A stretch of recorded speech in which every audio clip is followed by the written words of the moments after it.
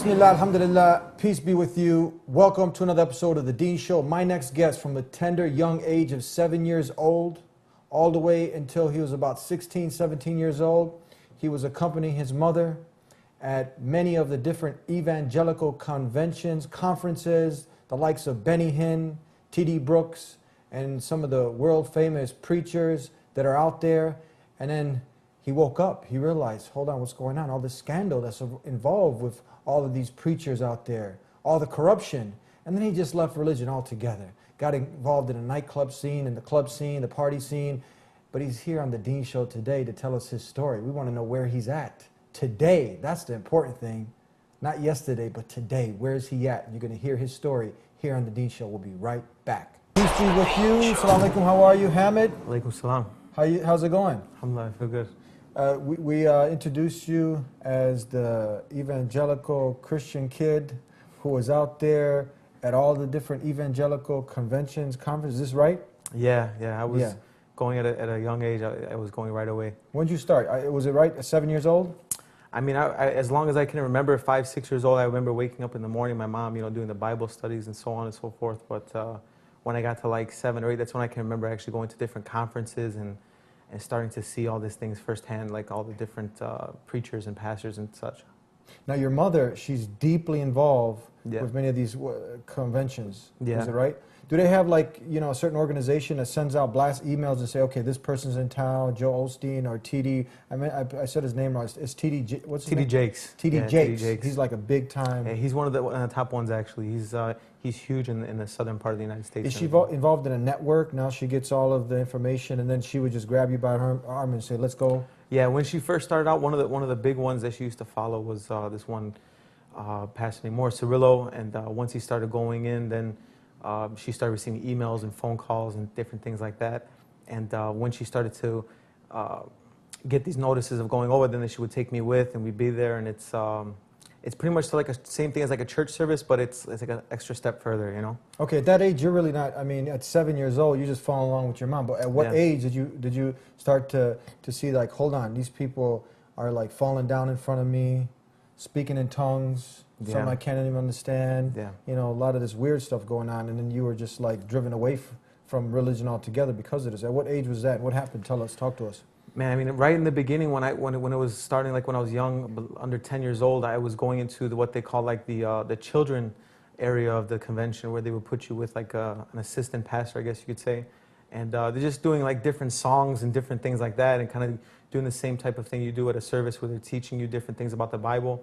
But as I got to maybe like 10 or 11, I remember telling my mom, I don't want to be in that area. I want to go up where you are at, And I would start to see, everything, people like falling down in the spirit, and people talking in tongues, and people just kind of starting crying out of nowhere, And I guess these are people just like getting into the moment, But I always wondered, like at that point, I was like, am I doing something wrong? Because I'm not feeling anything. I just kind of like, I saw it as like, this is just interesting that everyone else is doing this, but I'm not doing any of that, You mentioned once that you saw a lot of people just falling, and then you felt like, hold on, am I supposed to fall? Because you kind of just, blend in. Right. You kind of just go, it's a domino effect. Yeah, they were basically, there was a couple times where basically they would line you up, and he would start carrying around what they called anointing oil, and it's something where, I don't know the specifics of it, but it was like he would put his hands on you, he would have the oil, and then once he put the hand on the person, they start speaking in this tongues, and then they would fall back.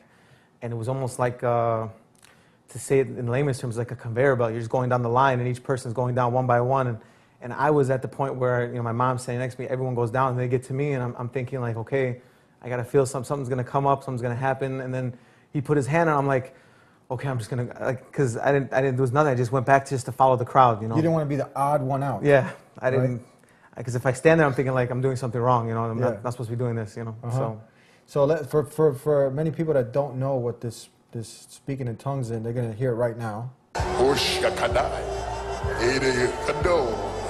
I think in one of those videos that was TD Jakes. TD Jakes. Yeah. Now he's speaking something, and that something sounds like gibberish. I mean, it doesn't fit in any language bracket. And you can kind of make things up, siggy, jiggy, ja, ja, whatever. It's just a gibberish. Yeah. I mean, did that go through your mind when you're listening to this? Yeah, I mean, there was each person that you would hear doing it does it in a different way. You know, it's not like there's one universal tongues that everyone speaks. It's you know, my mom would do it, and other people would do it, and it's just their way, I guess, of being like filled in with the Holy Spirit. You know, and this is just like getting caught in the moment, I guess. So okay, now you're going through all this, and how at what point did you realize, hold on, this stuff did it make sense?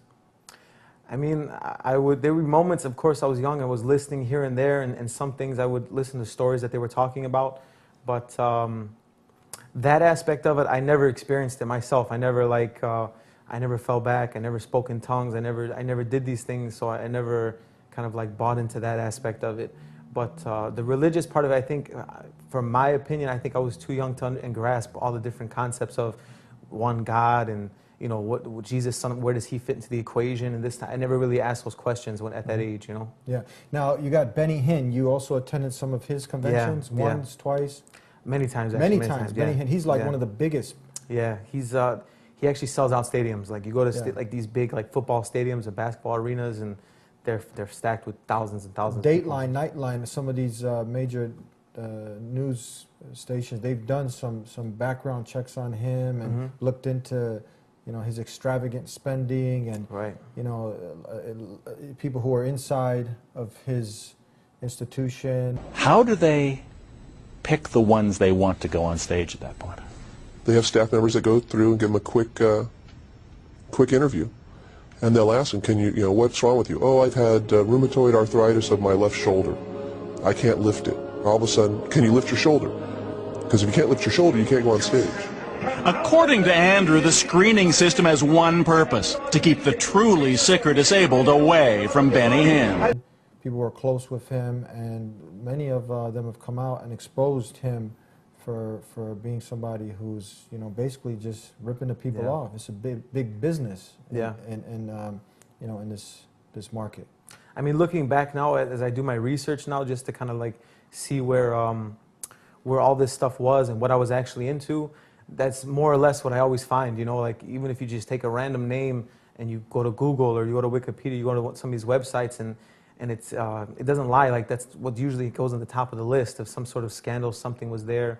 There was actually a really well-known singer back in the day. He was like one of the biggest among the kids. His name was Carmen, and it was always said like, oh no, he's single. He's done celibacy towards God. Like he doesn't want to, you know, get a wife or anything like that. And then I read up recently that he basically had a scandal where he was had an affair with someone else's pastor's wife or something like that. I'm not exactly sure on the specifics, but you find most of these things going on with most of these guys. There's some sort of scandal behind it. There's some kind of scandal. Something, yeah. And most of these guys were either good salesmen, good hustlers, guys who are out there knowing, looking at a way to cheat people. And I mean, this is a real good business to be in. Yeah. You know, because Jesus is a product, and they're selling that product. That's what they call him, a product. Yeah. And they're selling them, and people are just many are just blindly following. Yeah. And you snapped out of it. I mean, you weren't really, you know, hypnotized by it, but when you got to a certain age, you mentioned something that you just wanted to believe in one God.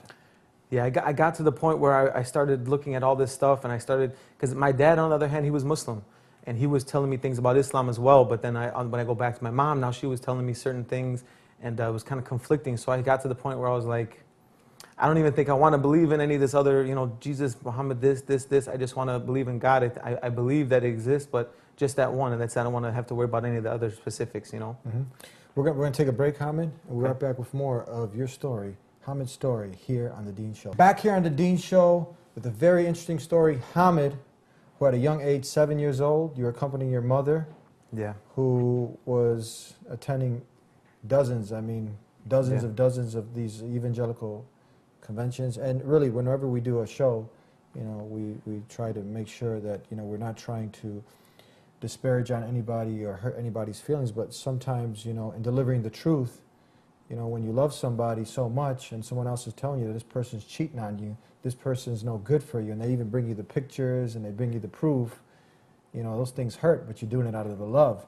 So it's not hard to find, if you want to know that many of these people who are, I mean, most of them, they're shysters. World's greatest scammer, Benny Hinn. What's his name, sir? Benny Hinn, that's the world's greatest scammer. They're just really out there taking advantage Yeah. of people. And to clarify as well, like the people that I had met along the way, like all these people that I used to hang out with and go to dinners with and being in that area, these were great people. I met people from all walks of life, people from other countries, and they were just always great people, you know, nothing ever against that. It's just now when you go into the realm of what they're actually learning, Yeah. it's different. So I mean, you met a lot of interesting people, a lot of Yeah. good people, you Yeah. know, who really are. Maybe that's their journey. They might have to Yeah. go through that. But if you do the one thing, you call upon your Creator, your Maker alone, He'll guide you. He'll facilitate a way. So I mean, it's interesting. You know, you can hear right now, and then one of some of these tactics and tricks, like Benny Hinn, you can hear him right now. He says, "Look into my eye. I'm not a liar." Look at these eyes. I have never lied to you. Never. I never will. When you hear him, when somebody, you can just, anybody who's just using, not led by emotion, you can just hear what he just said, call the people up and said, "I'm not no liar," you know, and definitely someone like this is someone who needs to be exposed and people need to be aware of. Now let's keep going along. You left this. At what point did you just tell your mother, "I'm not going to any more of these conventions"? How did that work out from there? I mean, there would basically be times where I got to the point where my mom would ask me, like, you know, it's coming up again in Dallas, or it's coming up again in Orlando and such, and they say, like, you know, we're ready to go, and I'm like, you know what, I don't think I'm going to go this time. I would say I had like schoolwork or something. I just didn't feel like I was going, you know, and then it would start to get to the point where, you know, she would stop asking me, and she kind of knew that I wasn't, you know, into it as much anymore, you know. But then from that point on, like, I started kind of doing things where it wasn't the best. You know, I started hanging out with a couple of people.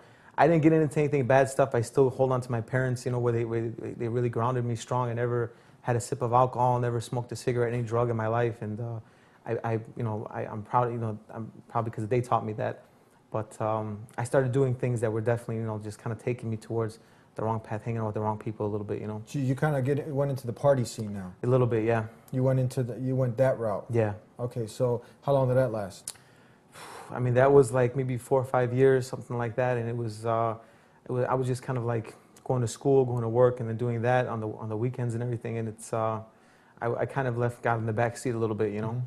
So what made you realize that, look, there's got to be, did you ever think about there's got to be more to life than just partying, there's got to be more to life than just following my desires?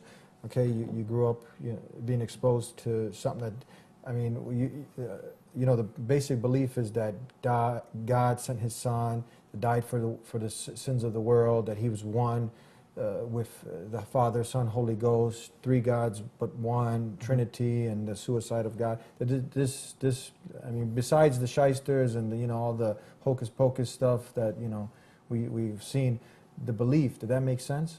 I mean, when I started actually researching into Islam, I started trying to compare the two. I tried to, one thing that I do in my life in general is that when I try to go for something, whether I purchase something, I go for something, I try to discount it. I try to kind of like find the wrong in it, because then it makes it strong. Like, you know what, doesn't make sense, you know? So like, for example, with Islam, that's what I tried to do, where I tried to like basically see what was wrong with this. I would see like, okay, Muhammad, what was the validity of what he's saying? I tried to look at, you know, how do Muslims believe in Jesus? I said, how do they believe in other stories in the Bible? What do they think of? You know, I just started comparing the two and finding out different things. And the more and more I learned, I just started seeing that, you know, Islam was making a lot more sense, a lot of more common sense. A lot of the stuff in Christianity was more faith, you know, just kind of like, you know, just believe, you know, like this is something where you just have to keep doing what you're doing, follow this path, and just believe, you know. It's kind of like, just trust me. Yeah. But if you're going to put your life savings into a house or a car, and someone's just like, hey, I want a full inspection, but they said, no, just trust me. Yeah. We wouldn't just, Yeah, this, you know. it's a huge investment. I don't know. It's a huge investment. But this is our hereafter, after Yeah. here. So this is very important. I mean, you did a smart thing. You just you took a scientific, analytical approach, and the more you did that, you know, you came at it like a skeptic, and what things just made sense. Yeah, I mean, to be honest, what started the whole thing was I started really looking at like what happens, like you said, when life does end. I mean, like my mom's not going to be here forever, my dad's not going to be here forever, family, friends is not going to. I'm not going to be here forever, you know. So what does really happen? And people say some things, but something has to like click. Something has to make sense, you know.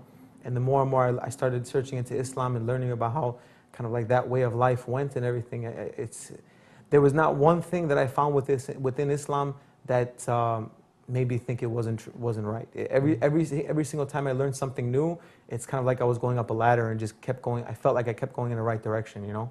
But someone just watched some anti-Islamic film, and he says, "Man, maybe we got to send this guy a CD. He hasn't, you know, seen all these supposed, you know, terrorist attack that Muslims are blamed for. We know Islam has nothing to do with that, or Islam oppressing women, Islam being backwards."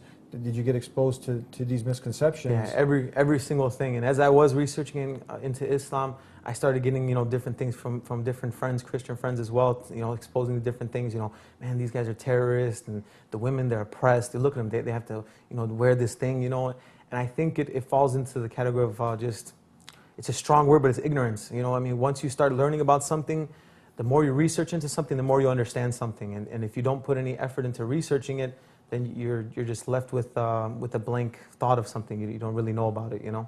In the nightclub scene, the party scene, the just do as you want atmosphere, hanging around with guys, many playing PlayStation, smoking weed, just wasting their time. Was there fulfillment? Not saying you were doing that, but I'm sure you've seen that, and many youth are doing that. Those people that you know to this day who are still involved in bad things, did you have any fulfillment doing any of these things? And the people that you know that you look back now, are they happy? I mean, to be honest, when I first started going into it, there was a sense of fun. You know, it was something new, it was something exciting. It was like everything was new to me. But then as I went down the line, I started realizing in my head, like, man, this is the same thing every week. Every single Friday, every Saturday, it's the same music, it's the same people, it's the same, kind of like watching a rerun of the same TV show, you know, and there's no other episodes coming on. It's just the same thing, you know. So I started thinking, like, I think this is getting played out. I don't think this is, you know, what people do the rest of their life, you know, in this type of atmosphere. And the people that do it still, it's, I think they feel a sense of emptiness. Something is still kind of missing there, so they try to fill it with this tons of music and tons of friendships, and then unfortunately get the alcohol in the system, and now it takes you away, you know. So what made you finally decide that I don't want to live that life? You know, and brought you to where you are today as a Muslim. You finally accepted Islam, is that right? Yeah, I did, alhamdulillah. I mean, it's, for me, like I said, I just kept finding things that made complete sense. I found things that didn't, you know, kind of hurt, like put things in a wrong perspective, you know, and everything that I found, it just, it made complete sense to me, you know. So as I started practicing, you know, the prayer and, you know, doing the fasting, and what's funny is I actually was fasting before I even became Muslim, you know. And I believed in these certain things, not only the health benefits, but also like just the belief of it. You know, I got it from my dad. And now that I've become Muslim, it's just, things just a little bit easier. I feel like when I need help, I kind of go to him, and then, you know, everything kind of makes its own path for me, you know. Give us an example of something, because people are hearing you say it makes sense, it makes sense. Give us one of those things, one of the main things that now you can share with the people about Islam that just makes sense. The one thing for me, before I became Muslim, I had no sense of prayer. I really had no sense of, I mean, I remember my mother always saying, make sure you pray, make sure you do this, ask God for forgiveness, do this. But I had no discipline to it. So one thing now when I started going with Islam is the 5 daily prayers and the obligatory prayers and going to Jummah on Fridays. I felt like, it was a discipline that it gave to me. So it made sense, like, it's a system that works, you know. And then when you need the help that you have to get, and when you want to make this connection with God, not something where you're just giving faith, that you actually can go in and it's something that's tangible, you know, something you're actually getting, and, you know, it's you know, it works. We're going to take a break, and we'll come back with more of Hamid's story here on the Dean Show. Why do you choose to copy someone else's style and swag just to be unoriginal impersonators, when you could be something different, something unique, and not follow these unguided manipulators? They say imitation is the highest form of flattery, but it's a slippery slope, and it's easy to fall into a false sense of what is really reality. There are billions of people in this world, and we're all completely special in our own special way. But then we start to listen to the same music, watch the same movies, and start doing the same things day after day after day. You can start to be stuck in a rut and you don't even know it. You're not happy in this life, and your actions begin to slowly show it. You're always looking for the new hot fad to follow, but in reality your life is meaningless and it only gets more hollow. All of these temporary pleasures never lead to true happiness. You find yourself saying and doing things and wondering, how'd I get into this mess? Mistakes and regrets are so easy to create, But that doesn't mean what you did in your past has to seal your fate. What if life wasn't meant to be so difficult and crazy? Where every second and every minute of the day just feels like mental slavery? Where every problem that comes into your life, the solution to your problem doesn't have to seem so hazy? In fact, if you go down the right path, it could be crystal clear. Because down this path, there is no doubt, no confusion, no contradiction, and nobody telling you to just have faith and hey, somehow it'll all work out. At the end of the day, this existence we all live in did not just make itself. Something divine and all-knowing brought you into this world with a clean bill of health. The animals, the trees, the seven seas, the air you breathe, all live in complete coexistence and in perfect harmony. Back here on the Dean Show with Hamid, and next phase of life, you go through the partying, friends who are partying, following your desires. Is there is a void there? Yeah, it's an empty feeling, yeah. It gets played out quickly? Yeah, it gets real fast. And now, did you always have this firm belief that there is a maker of mankind, that there is a designer for this whole universe and everything in it? 100%. I mean, too many things that you see just in your daily life, it's like you have to, if you don't question, I think your perspective is wrong. I think if you can't look at the trees and look at this, just different stuff that's going on, the animals, I mean, just the sense of being able to, like, just breathing, you know, it's a miracle in every step that you take, you know, so it has to be a creator, there has to be something that made all this, you know. Now, there was, one of the main differences, there's a lot of similarities because the message comes from the source, the creator of mankind. So he sent messengers and they all came with the same message, worship the creator, not his creation, and they came with evidences and proofs. And then when people started to talk to you, as we talked before, about the concept of the pure monotheism in Islam, that you only worship the creator. You don't go through Jesus, Muhammad, or anybody. You just worship God, just the maker of mankind. How did that resonate with what's inside of you? It's, I go back to again, it made sense. You know, I think anything in life that you look at, if it's simple, the simpler things in life are always the best, you know.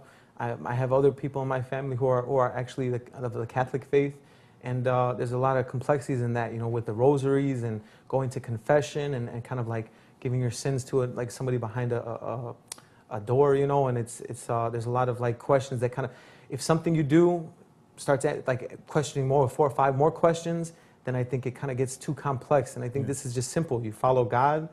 Muhammad, peace be upon him, was the final messenger of God, and the messages before them, peace be upon all of them, were bringing the same message. That's simple to understand. Very simple. Worship the creator, not his creation. That made sense. And what was the final thing? Did you procrastinate a little bit? Because a lot of people, when they look into Islam, when they're brave enough to step forward, because there's a lot of vilification going against, people are maligning Islam, and there's a smoke screen, and people are trying to, you know, there's a lot of deception. But when you finally looked into it yourself, you said it made sense, right? But now, did you procrastinate in the beginning to finally accepting Islam? I think for me, procrastination was my hardest hurdle, you know, my worst hurdle to go through. I mean, I was fasting during the month of Ramadan. I would go to Jummah with family. I would sit in the back just to kind of see what was going on before I accepted Islam. And I just kept on saying, like, man, I'm going to go a little more, search a little more just to make sure. I want to, you know, but then I started to think, like, man, I could end up being 56 years old, or I might not go till tomorrow. You never know what happens. And now I procrastinated too much, you know. So I just said, I believe in everything everything that's inside this book. I believe in everything that Prophet Muhammad, peace be upon him, brought in a message, and I think that I just had to take the leap of faith. There's almost a little bit of faith that goes into it, you know, but I think procrastination could be like a big killer if you kind of let shaitan get in your ear too much, you know. Why is it so important? And you actually do some spoken word, some poetry. Yeah. And people can see, we're going to show a little clip of yours. So go and stand for days like sheep in a line, waiting for those new Jordans, the Xbox, or the new iPhone 5. There's always going to be a new one for you to go out and buy, something a little bit different each time for you to throw the old one to the side. But I'll repeat what I said to you earlier, that what you're doing is not the path to true happiness. I mean, think about it. Wouldn't the one who created you and gave you life be the one to give you eternal bliss? If you're starting to wonder why this life is feeling like a test, that's because it is. And guess what? There's a book that gives you all the answers to this life's quiz. Its name is the glorious Quran, sent by Allah as a mercy to the final prophet Muhammad, peace be upon him, which inside you can find absolutely no wrong. Now, what motivated you to do this spoken word? It kind of goes back to like when I was younger. I was really big into music. I was really huge into the hip hop, into the, you know, just like the lyricist of it, you know, like all the rhymes and rhythms and everything. And I guess it kind of stayed with me as I went in and accepted Islam. And certain things would kind of come up in the, like back in the day, I would have certain freestyles that kind of go in the back of my head. I started little things that kind of go in when I'm doing my daily things, you know. But now when I get into it, other things started going into it. I started like putting music to the side. I don't listen to it anymore. And now I kind of had different things that came into my head, and I started wanting to like just help spread it to other people who are maybe interested in knowing. So I decided to make a YouTube channel. I kind of got, you know, an idea from you with the Dean Show. And I decided to put something out there. You know, first step, don't procrastinate, just put something out there, you know. So I wrote some things down, I made the video, and inshallah somebody, you know, saw it and helped someone else out, you know, who was looking for the truth, you know. A few more questions. We're almost out of time. Why is it so important to really reflect about the purpose of life? What is the purpose of life? Why is that so important, do you think? Because if you don't, it can just pass by. You're just kind of like on cruise control, you know. You have to. Reflection is a very huge thing, because if you don't look back and see what you've been doing and what possibly could come up and what happens, I mean, this body that we're given, this life that we're living right now, this up until, God willing, we get to 90 or 100 or something, we might not make it to that point, you know. So we have to reflect and see, what is the true purpose? Why are we here? Why is it that, you know, this earth is a small little speck compared to the rest of the universe? What do we have to do? What are we supposed to do while we're here? And once you start like just contemplating these thoughts, then you got to start researching. Just take the next logical step and start researching. If you find anything at all that goes against common sense, anything at all that just, it says, you know what, I think that's just hogwash, it's horrible, then let it go. But if it does make sense, if becomes to be clear, then you got to be able to kind of take that leap of faith and don't procrastinate, you know? Don't procrastinate. Yeah. For your mother, who's out there, Yeah. she's probably watching this. Yeah, right? probably. You love your mother. Oh, And Islam, I mean, do you feel you even respect her more? Because Islam is telling us, doesn't matter if she's Muslim, not Muslim, you have to respect your mother. You have to 100%. be good to your parents, you know, because, you know, by being obedient, good, you know, a righteous child, you know, serving her. Obviously, if she tells you to do something bad that's against God, you kindly tell her, sure. I can't do that. But what would you like to share with your mother if she's watching right now? I mean, just kind of, you know, kind of let like some of the defenses that you would kind of normally get and kind of put it to the side, and the media and all these things that they put out there about Islam in general, just kind of like put that to the side for a minute and really research the true origin. I mean, you know, pick up the book of, you know, the Quran, you know, and this book it's not cooties, it's not going to give you something. I mean, if anything, it's going to open up your eyes a little bit, you know, and I think even if, like I said, similar with the other thing, if something doesn't make sense, if something is against what your nature believes, then, you know, put it down. But if it does start to make sense, then, you know. And that, if people can dig, because as soon as you open the verbatim word of God, the Quran, all over it's telling you to worship the maker of mankind, the creator of mankind, and doesn't have anything in there that goes against humanity as a whole. It's calling you to everything good, everything organic, we call it, everything that would just bring peace and prosperity in a human being's life. Thank you very, very much for being with us here on the Dylan Show. And another person's story, how they came to this beautiful way of life, Islam. Islam simply means submission to the will of the Creator, the one who made you, made this universe and everything in it. Jesus prayed to the Creator. The Lord's Prayer, O Father who art in heaven, hallowed be thy name, thy kingdom come, thy will be done. That's Islam, submission to the will of God, not submission to the will of Jesus or anything in creation. And if you can understand that, and this is something that resonates with what's within your very nature, the worship of the one Creator. That's it. That's what Islam is all about. And doing good deeds, preparing for the day of judgment, paradise at the end or the hellfire. And if you really have a sincere want for this, then do the very basic thing. Ask the Creator alone.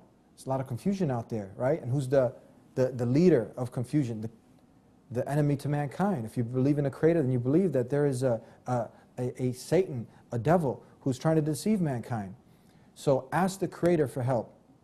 And when you follow many of these Benny Hinns and all of these other people who are out there, you know, exploiting people, you see, I mean, it doesn't take too much to see the corruption that they're involved in, exploiting the people, and the false message that they're sending.